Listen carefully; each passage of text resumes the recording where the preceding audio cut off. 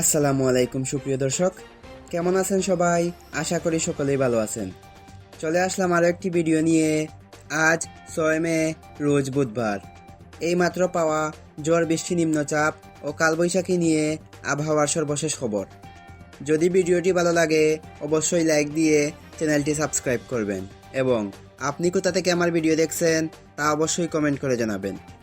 দেশের 5টি অঞ্চলের অভ্যন্তরীণ নদীবন্দরে আজ অস্থির আবহাওয়া বিরাজ করতে পারে।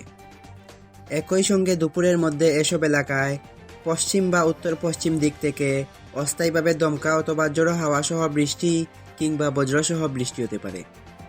তাই অভ্যন্তরীণ নদীবন্দরগুলোর জন্য 1 নম্বর সতর্ক সংকেত দেখাতে বলা হয়েছে।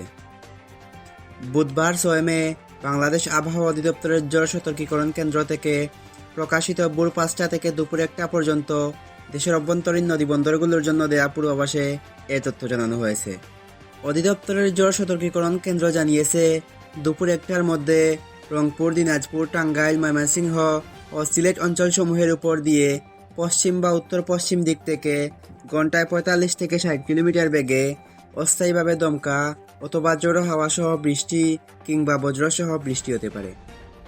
এ কারণে সংশ্লিষ্ট এলাকার নদীবন্দরগুলোকে 1 নম্বর সতর্ক সংকেত দেখাতে বলা হয়েছে।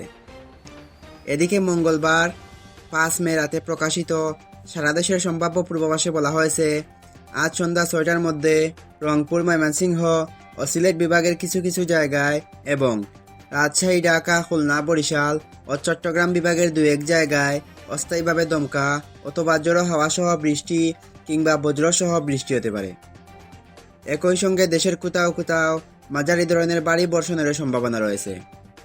তাপমাত্রা বিষয়ে বলা হয়েছে, সারা দেশে দিন এবং রাতের তাপমাত্রা প্রায় অপরিবর্তিত থাকতে পারে। এই ছিল আবহাওয়ার সর্বশেষ খবর।